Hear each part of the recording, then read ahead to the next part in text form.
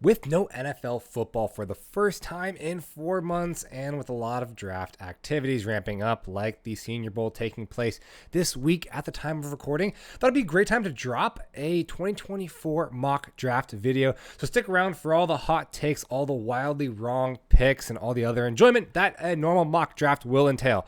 Again, subscribe to the channel if you are new here, like the video, comment down below about how wrong I am on these picks, and I'll go ahead and see you on the other side of that intro.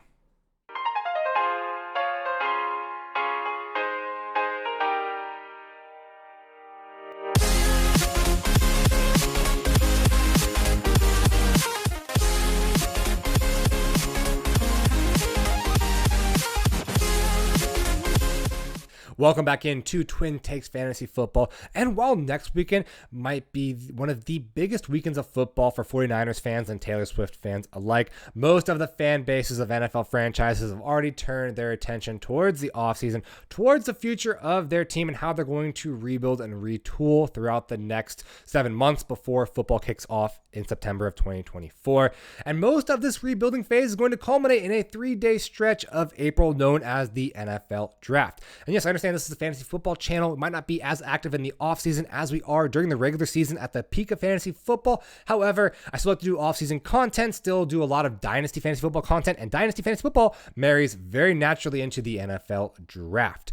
So what better way to kick off the slight change of content direction of this channel than with our first 1.0 offseason mock draft for the 2024 NFL Draft. One little caveat before I dive into this mock draft here that I have set up so nicely on the PFF mock draft simulator is that I will not be doing any trades in this mock draft, mostly because there's still 3 days before the NFL Draft occurs in April, and trying to predict how player trades, draft pick trades, and free agency moves, acquisitions, players changing teams, and how it's going to affect certain teams' needs during the draft.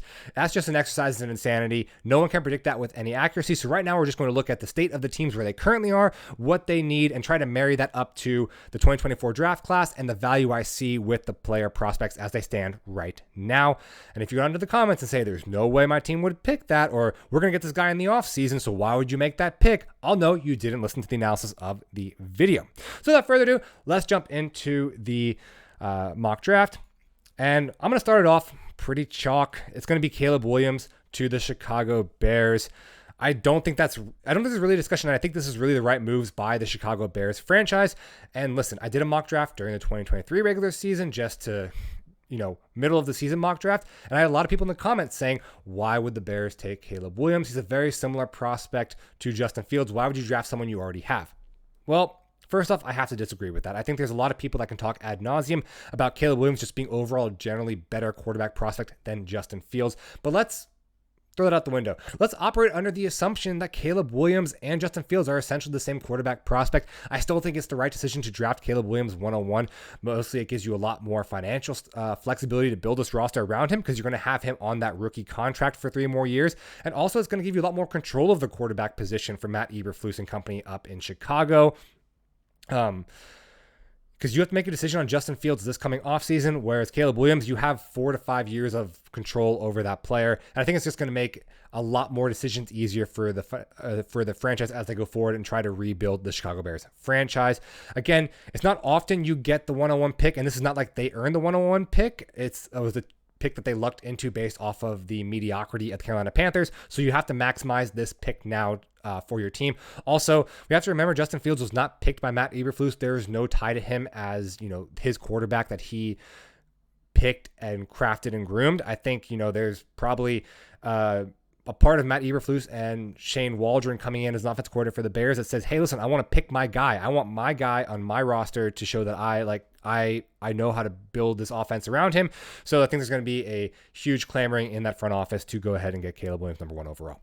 Number 2, I think it's also pretty chalk. And I understand right now, I think Commanders are kind of scrambling. It came out earlier today that Ben Johnson will not be taking the Commanders coaching position, which I kind of thought was a done deal. Very surprised that he's going back to the Detroit Lions as the offensive coordinator there, but that's a whole other discussion that we're not going to get into. But either way, there's going to be a new coaching staff, new offensive coordinator for the Commanders. Clearly, Sam Howell is not the answer.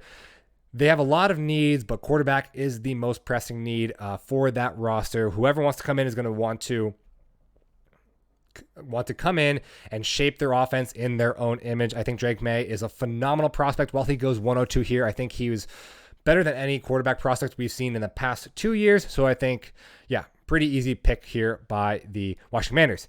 And here at pick number 3 with New England Patriots is where I'm probably going to get a lot of backlash, but let me just explain. Under no circumstance am I saying that Jaden Daniels is a better prospect than Marvin Harrison Jr.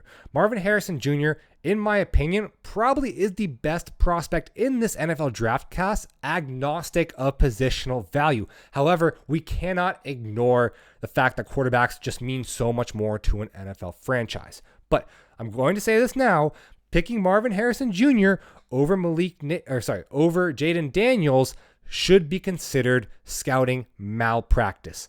However, if you, as Gerard Mayo, go into the 2024 season with Bailey Zappi and Mac Jones as your starting quarterbacks of the Patriots, that is even a greater coaching malpractice. So if you want to ask what my opinion is, I think that somehow the Patriots probably trade back. They probably acquire more picks.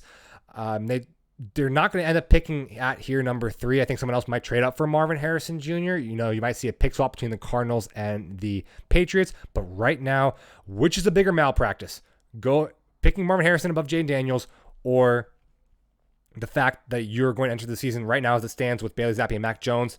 I say, you cannot compete. You cannot tell their locker room that you're trying to win. You cannot convince players that you're doing your job if you go into the season with Mac Jones and Bailey Zappi. So by that logic, you have to pick Jaden Daniels. You have to do something about that quarterback position. And then moving on to number 4, easy pick. Need wide receiver. You got the best one of the best prospects in the 21st century, Marvin Harrison Jr. No one needs to be told that. And it's an absolute perfect pick for the Arizona Cardinals. Moving on here to the Los Angeles Chargers. They need a lot of help. But you kind of know the direction that they're going to go in. They brought in Jim Harbaugh, so hopefully it's going to be a little bit of a different direction than what they had under Brandon Staley. Their offensive weapons need a lot of help, and this is kind of what I want to talk about with maybe they don't take this particular player at this position. However, I think this would be a perfect marriage of player fit, player talent, as well as the team needs. So I'm going to go ahead and say that they need offensive weapons, but not only that, I do not think they bring back Gerald Everett, and tight end is a massive need for them. They still have Keenan Allen under contract. They still have Mike Williams under contract as it stands for their cap situation today. They did draft Quentin Johnson. I don't think they're going to give up on him just yet, despite many people already calling him a bust. And I think what actually happens is you probably see, just based off of the plethora of needs that the Chargers have, they probably trade back a little bit further into the late 10s of the draft. Maybe someone else trying to come up to grab one of these top tackles off the board. And if you said that, hey, listen, we need to protect Justin Herbert. This has been one of the most oft injured teams in the NFL. And we take Joe Alt or Olu Fashanu. I don't disagree with you at all. I think they do need a tackle. But right now, I think the perfect marriage of player talent as well as team fit is going to be Brock Bowers at Georgia, and he could be a guy that we see the second highest ever drafted tight end behind Kyle Pitts here in the top half of this draft. Moving on to the New York Giants. Listen, if something happens, if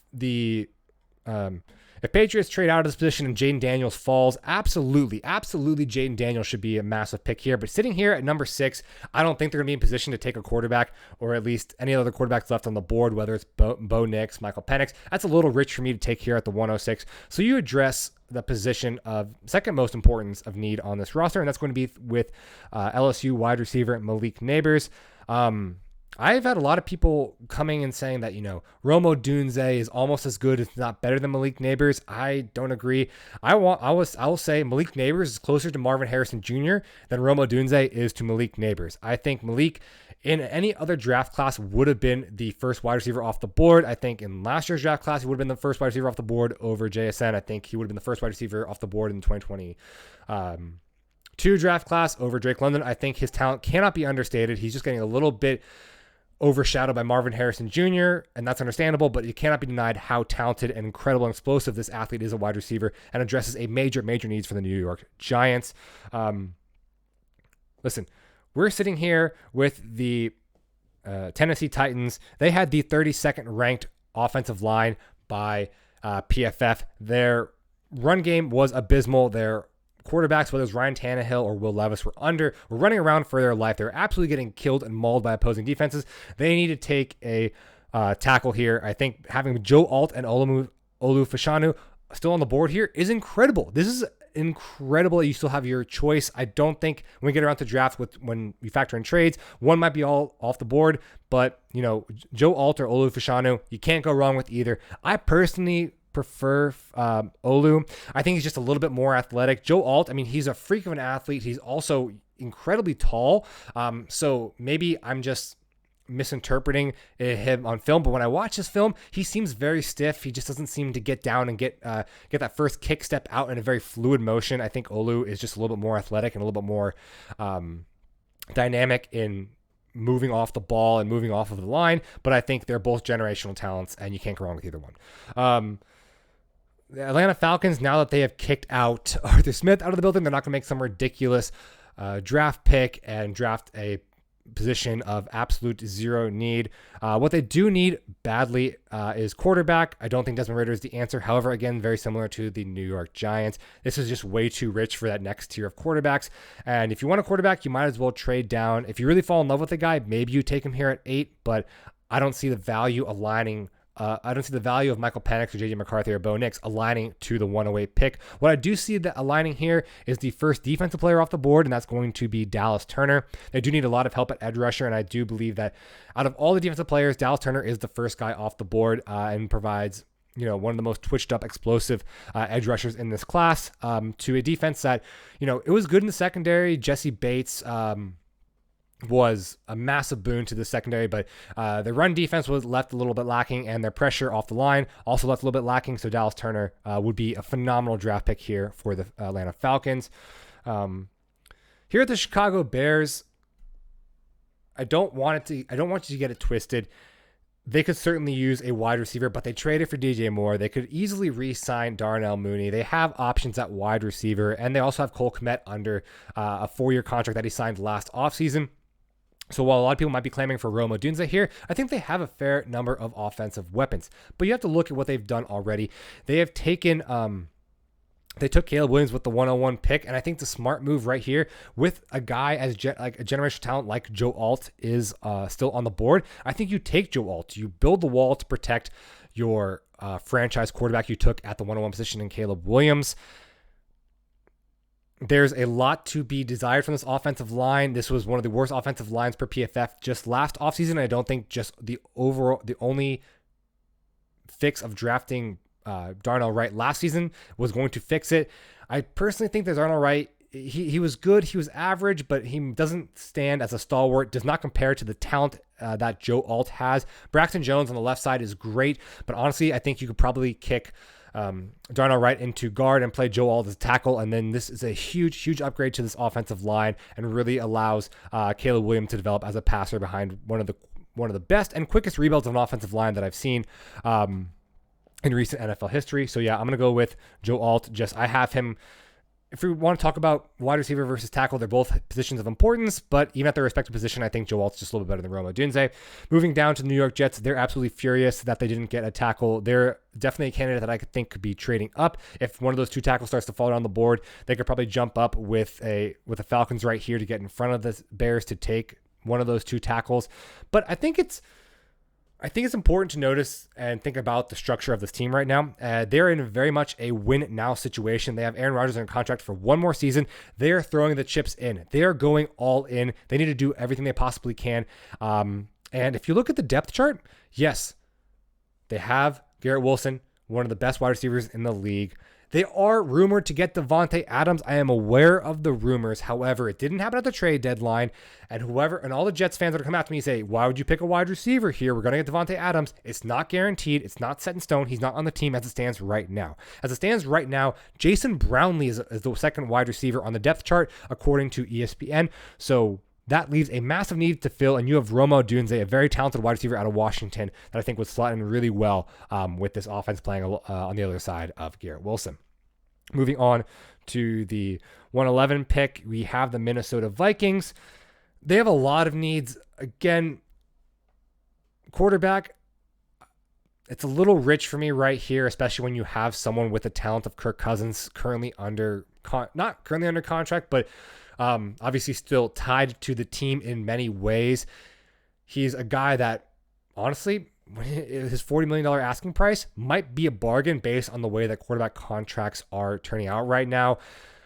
I do think it's more likely than not that Kirk Cousins returns to the Minnesota Vikings this offseason. But either way, I think there's going to be a lot more. There's a lot of other issues on this team than quarterback, especially if you miss out on the top three. I think that given the state of this defense of the Vikings, that they're going to want to address instead of the quarterback position.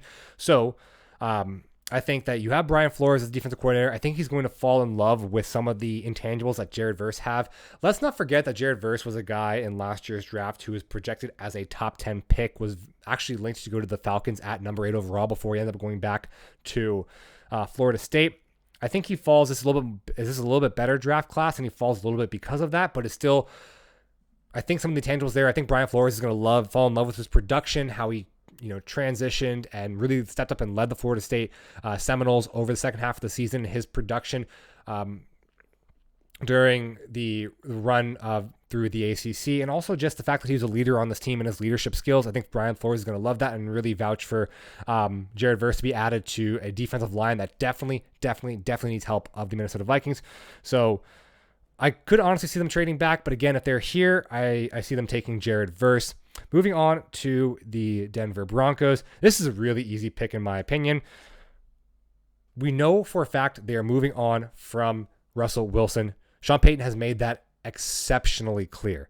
We also know that there really is no quarterback free agents that he wants, that they're rumored to bring into the Broncos, or that are really going to be an upgrade over Russell Wilson. So the really only way to fill that gap is for them to turn to the draft. And out of this next tier, these three guys, and Bo Nix, Michael Penix, and JJ McCarthy, I personally have Bo Nix penciled in as the guy going to the Denver Broncos. I think he just makes a lot of sense with the way that Sean Payton likes to coach. He likes guys that they don't have the biggest arm, but they work through their progressions. They make smart passes. They can make those intermediate level throws, and they're very cerebral in the pocket. I think he checks a lot of boxes for the Sean Payton style offense. So he'll be drafting Bo Nix here at number 12.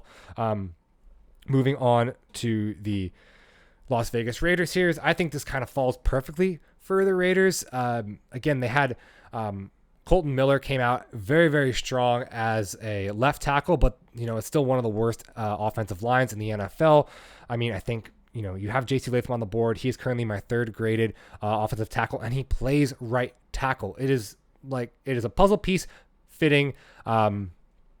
It's very satisfying. It's that last puzzle piece fitting into the puzzle. I think this is a great value for J.C. Latham. I do see him being in this early teens era of the draft and going to the Raiders. I mean, it's a match made in heaven. So J.C. Latham is going over here to the Las Vegas Raiders, to the I jumped the gun there, to the New Orleans Saints.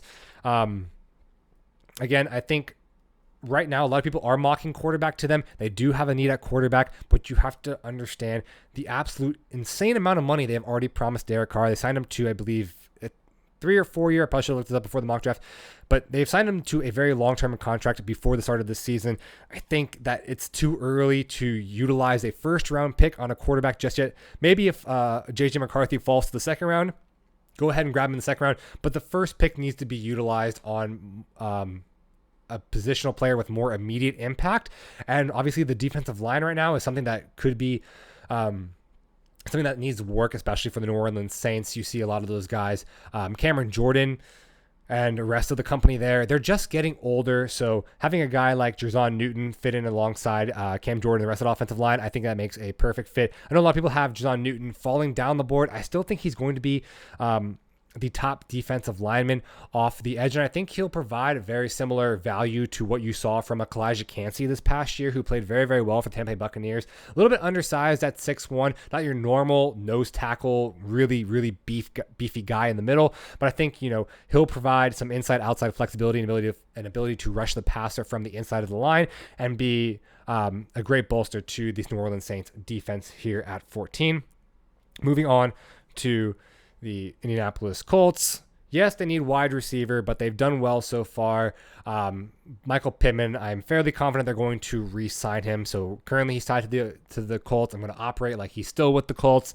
And again, offensive linemen, it was really bad in 2022. It got a little bit better in 2023. And I think right now at this value, I don't see any offensive linemen. I see Tyrese Fuaga. Don't worry. I see him. I think he's a little bit raw for what the Colts are looking for right now. I think they like guys who, they like those guys who live up to a lot of production and, can do it at all levels of the field. And I think Tyrese Fuaga is still a little raw as a prospect, in my opinion. Yes, he put some great tape at Oregon State, but still needs to develop a little bit more.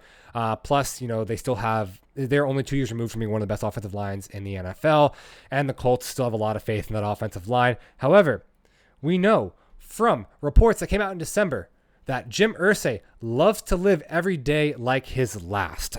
I'm not going to elaborate. If you know, you know.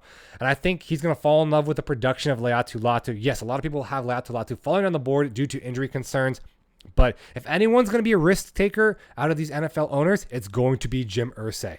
If you know, you know.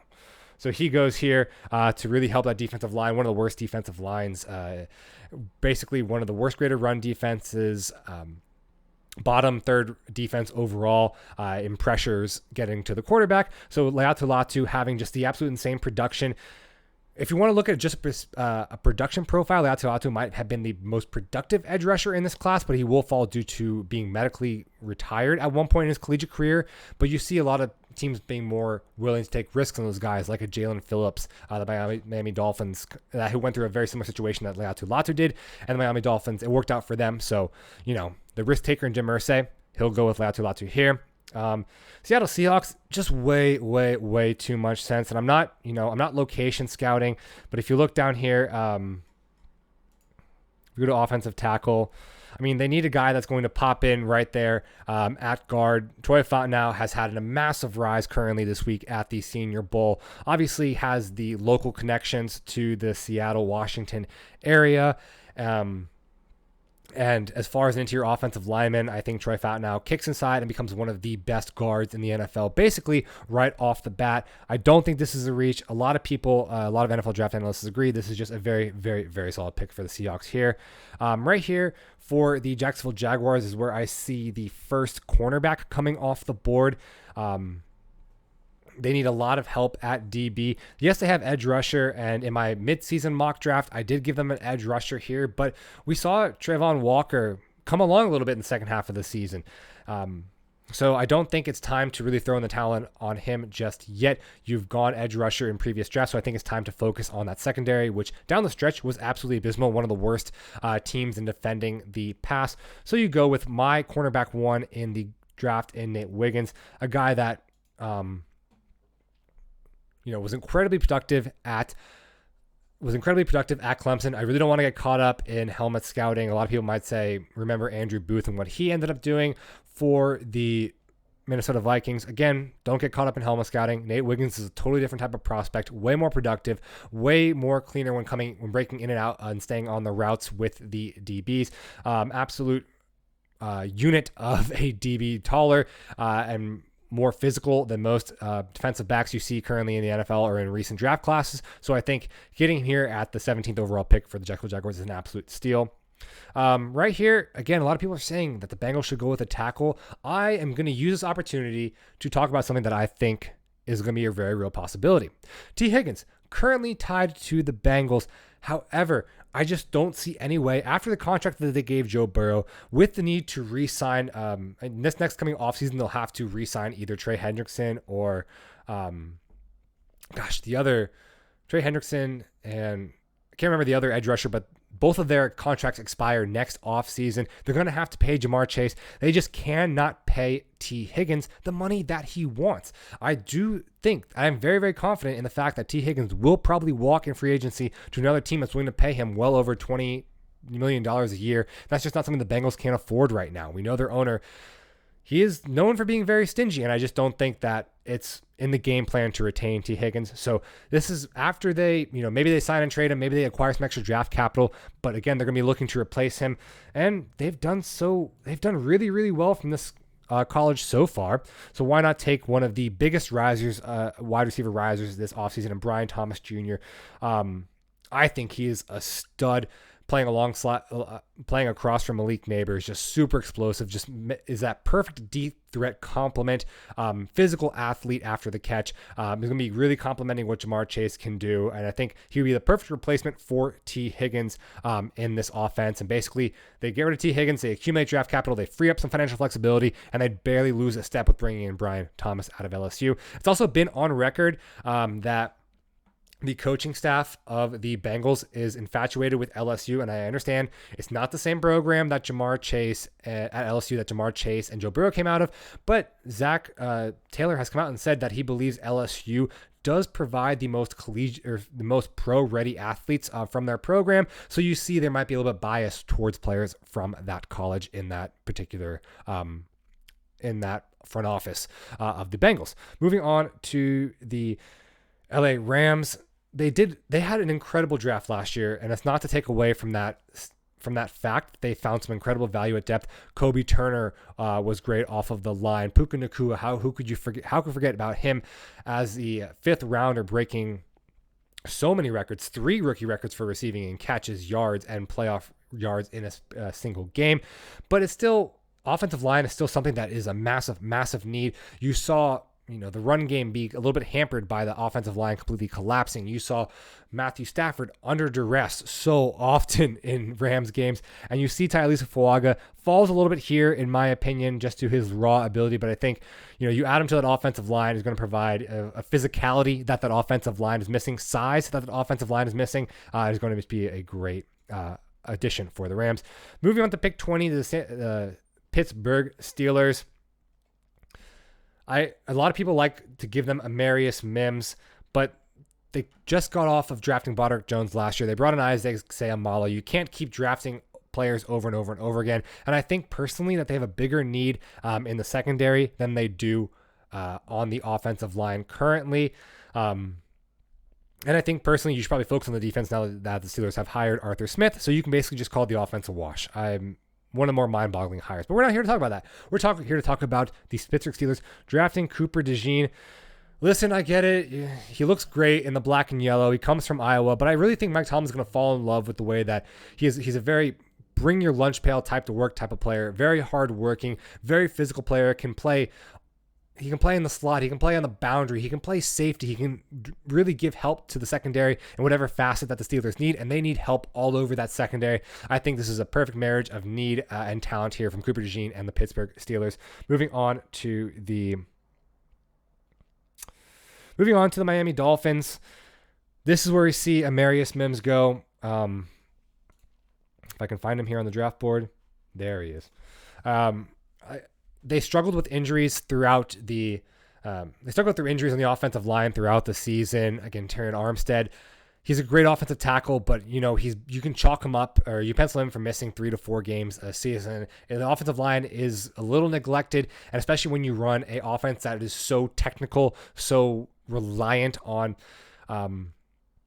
timing and passes and getting the proper setup from the quarterback and the receivers out of the backfield. I think reinforcing that offensive line is going to be a massive boon for this offense. The Miami Dolphins tried to screw me a little bit. They've had so much issues. I was going to give them an edge rusher. And before the whole Vic Fangio mutually parting ways from the Dolphins, I wasn't giving Chop Robinson. I thought Chop would have fit very, very well into his scheme. Obviously, down the stretch and into their short playoff run, the Dolphins had a lot of trouble with edge rushers staying healthy. They're going to get them back, but again, they're all getting older, and typically injury takes away from their explosivity.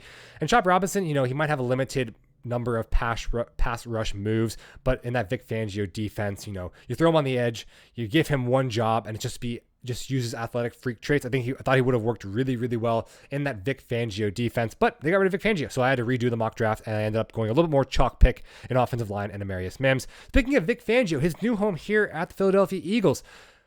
Chop Robinson would work great in that offense, right? Or in that defense, right? Yeah, he would, but there is a massive, massive need for Philadelphia Eagles, and it's going to be at cornerback.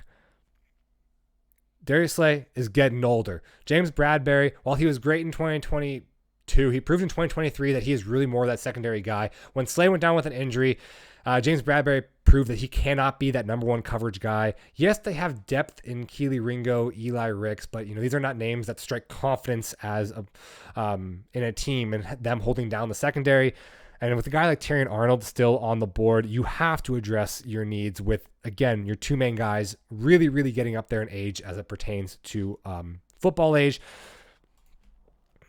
We've seen him, he's rising up the board as a cornerback talent. Again, super athletic, super physically aggressive, played really, really well for Alabama this year. And, it's a perfect marriage of need and value for the Eagles secondary. Moving on to the Houston Texans. I don't know why we have really, again, wide receiver. It's a deep wide receiver class. I think they can go and address that later on in the draft. They like to, historically, with the way their front office has worked, they have tried to target wide receivers later on in the draft. They're not a big skill position player early on in the first draft. I think this is a front office that, again, will try to build the trenches, and that kind of leaves us here in the first round wanting a defensive line or an offensive line player. And this is, again, an offensive line that was abysmal. I'm not sure why PFF has omitted offensive line as a need, because yes, I get it, Laramie Tunsil is a great left tackle, but we saw even a couple weeks into the season how limited the depth of that offensive line was when they were just absolutely hampered with injuries. And even when they were full strength, it wasn't a great offensive line. I think they could use a guy that has tackle guard flexibility, which is why I have them going tackle out of Duke, Graham Barton. So I think he's a guy that can play all over the offensive line. He's going to be a day one starter for the Houston Texans, provide immediate boost for CJ Stroud. Bobby Slowick is still there. And I want to make that point that, yes, CJ Stroud had a great season. Yes, the offense worked, but Bobby Slowick comes from the Kyle Shanahan offense, and both Bobby Slowick and the Kyle Shanahan tree, they have this knack for making the offensive line look better than they actually are. A play scheme that, is very favorable to offensive line. So while it kind of looked a little bit better as the season went on, it's not to fool you that this is still one of the worst offensive lines in the NFL. And adding a guy like Graham Barton could be incredible for this Houston Texans offensive line and the offense as a whole. Moving on to the Dallas Cowboys. Again, another team that I think could really benefit from offensive line.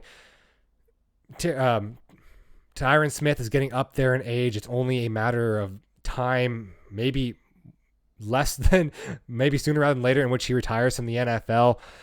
Again, also you have Terrence Steele on the other side, who had his struggles throughout the 2023 season. Let's not get that twisted. I think they can go to the offensive tackle well. And a guy that I really, really like is Tyler Guyton. He's really, really shown out at the Senior Bowl this season. Incredibly athletic freak of a guard, maybe a little bit raw, but I think the Tyler and Tyler connection in Dallas is going to work out really, really well for the Cowboys, having Tyler Smith on one side and Tyler Guyton on the other.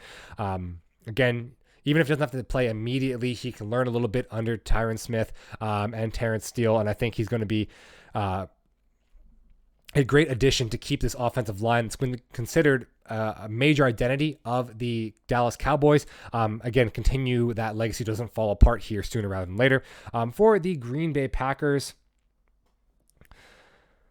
they have done well. I do think that in an ideal world, either a Tyler Guyton or an Amarius Mims falls to them, maybe even a Graham Barton.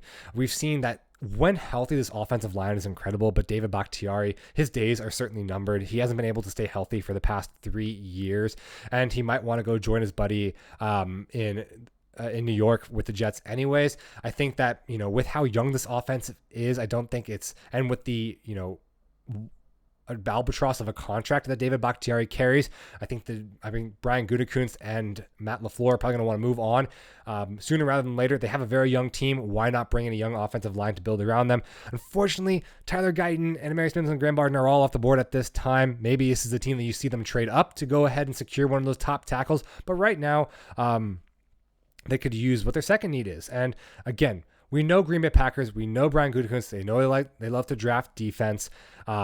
And you have a guy here that, again, with the new defensive coordinator, again, they have a lot of guys that are great. They have a young defense. Devontae Wyatt really made a push, really got better second half of the year. Quay Walker is a great linebacker. You have Jair Alexander on in the secondary, but they have still struggled to replace the production of losing Zadarius Smith to the Vikings 2 years ago. And what's good about having a lot of rotational pieces in that defense, again, they fired their defensive coordinator, so it seems it's going to be interesting to see who they hire as their new defensive coordinator and how that's going to play and what scheme they're going to use going forward. But right now, they do have a deep rotation, which is going to allow them to take a player that I quite like in Chop Robinson. Trevor Sikkema has him here really low down the board, mostly because of his lack of pass rush moves, but it cannot be understated how athletic Chop Robinson is. He's going to be a combine warrior. He's going to put up insane statistics at the combine. And I think, with how many pieces you already have on that Green Bay defense, allowing him to have a more niche, more personalized role, I think it's going to allow him to, rush the edge, do what he's good at, and not have to worry about being a jack of all trades, and really accentuate what he's good at in this Green Bay defense, especially a defense that was a little suspect in run defense and getting pressures on the quarterback. So Chop Robinson gives them a much needed boost to those two areas of his game.Moving on to the Tampa Bay Bucks here. They need DB help badly. Kool-Aid McKinstry, I know, again, this is probably the same way you see a guy that's been hyped up for years and years and years of his career starts to fall as he gets towards draft time. This is just draft fatigue, and don't let it get twisted. Yes, Terrion Arnold is great in his own respect. Cooper DeJean is phenomenal. Nate Wiggins is a great cornerback as well. But Kool-Aid McKinstry, there's a reason why quarterbacks threw to Terron Armstead, why they try to tested him. It's because they're scared of throwing towards Kool-Aid. He was still at one point in this class considered a top 10 prospect. Again, very physical corner. You're going to see Todd Bowles fall in love with him, especially in a position of major need on the Tampa Bay Buccaneers. Probably don't need a quarterback. Probably looking at signing Baker to a Geno-esque deal. Probably going to bring back some of their wide receivers. You got a lot of help. You look to see that defensive line mature a little bit with Kalijah Kancey. Again, it leaves one of the major areas of need being at cornerback. Kool-Aid McKinstry is the pick here. Moving on to the Arizona Cardinals, you saw them address offense with their first pick in the first round, and now we're moving on to defense. This is a team that needs help all over the defensive line. So one of the guys that I feel is a huge riser, in my opinion, has absolutely shown out at the Senior Bowl, getting a lot of first round buzz in the past week or so, is going to be Byron Murphy, defensive lineman out of Texas. He's a guy that might be, again, similar to Johnny Newton, a little bit undersized. You might see a guy like Devondre Sweat, who was lined up next to him at Texas, get a little bit more hype. Again, more of your typical nose tackle. But Byron Murphy is a guy that I think, you can place him inside, you can place him outside. He'll be able to rush the passer and really address a major need along the defensive line for the Arizona Cardinals. Moving on to the Buffalo Bills. It can only be one position here, and it's going to be wide receiver. We saw with the absence, Gabe Davis, his contract rookie deal comes to an end this offseason. I do not think they bring him back. I think he leaves in free agency. They did bring in Dalton Kincaid in last year's draft.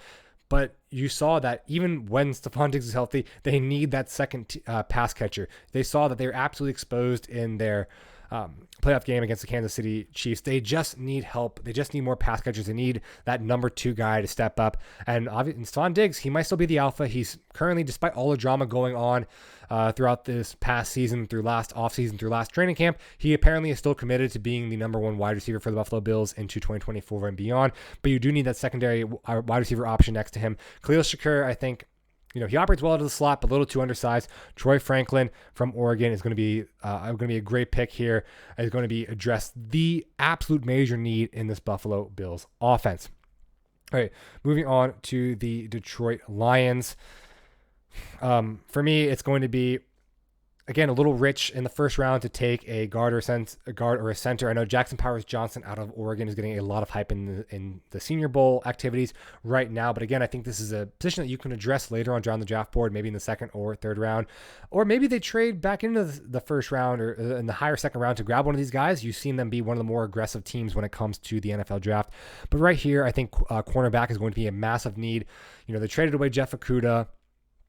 Chauncey Gardner-Johnson is only on a 1-year deal. Again, secondary help is going to be massive for them. So the best cornerback left on the board, in my opinion, is going to be Quinion Mitchell out of Toledo. Again, a guy that can come in, be a day one starter for them, and address a massive area of need for the Detroit Lions. For the Baltimore Ravens, defensive line, yes, could be help. You don't know how long. You're getting rid of Jadeveon Clowney. Again, there's going to be a lot of turnover for this roster in the offseason, so I could see going edge rusher here, edge rusher here on the defensive line. Braylon Trice is a guy I really like and I think is worthy of a first-round pick. I don't have him in my first-round pick, a little spoiler here, but I do think he's worthy and could sneak into the end of the first round if the team trades back up for that need, or at least top of the second round. But we saw that one of their biggest areas of weakness was that they're a team that relied really heavily on the run, and they're an offense that, it was boosted under Todd Monken. However, it was an offense that really operated efficiently when they were in the lead. We saw against the Kansas City Chiefs that then when they were put in a hole, when they were put in must-have situations on third down, when they were put in goal-to-go situations, it just, to get those big first downs, to get those big end zone targets, they were a team that struggled. They need a guy that's going to go up and be an absolute presence in the field, going to be a surefire safety blanket for Lamar Jackson. So I'm going to go ahead and give them a wide receiver. Again, do they bring back OBJ? I don't know.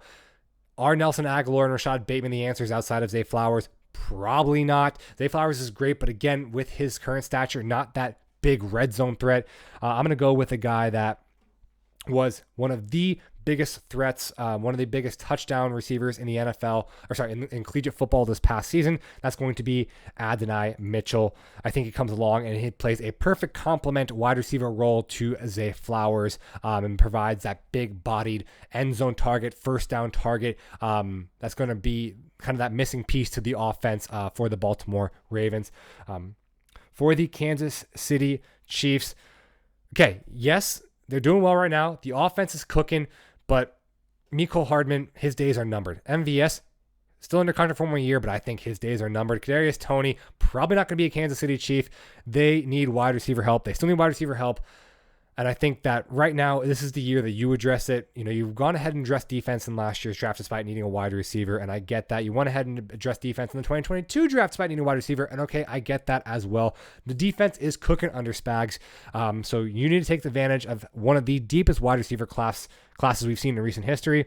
Take a guy that I really like in Devontae Walker. Yes, he did not put a lot on tape at North Carolina, but I think he has some of the surest hands in this draft class. I think he's going to be a phenomenal complement, like a deep threat. Rashee Rice will be that possession receiver right around the middle of the field. Devontae Walker can be that deep threat, can absolutely stretch the field, be what Sky Moore was supposed to be, which is still hurting a lot of Chiefs fans. But I think Devontae Walker would be a great pick here at the end of the first round. And to the last pick here for the San Francisco 49ers, you saw that their offensive line, there's getting finally, after having one of the more vaunted offensive lines in NFL over the past few years, they started to get injured. It started to break down. The depth wasn't there that they are normally used to having. So I think they have the luxury here of taking kind of the best offensive tackle, kind of reaching a little bit for the best offensive tackle, in my opinion, in Jordan Morgan.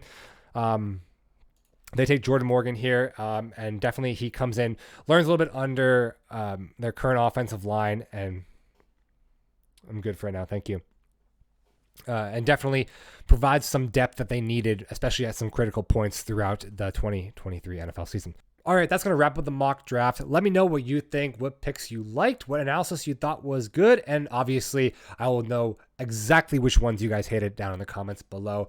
But again, hope you enjoyed, and I'll see you around for more content, some more mock drafts up until April, and also some Dynasty content if you're into that. But until then, guys, take care.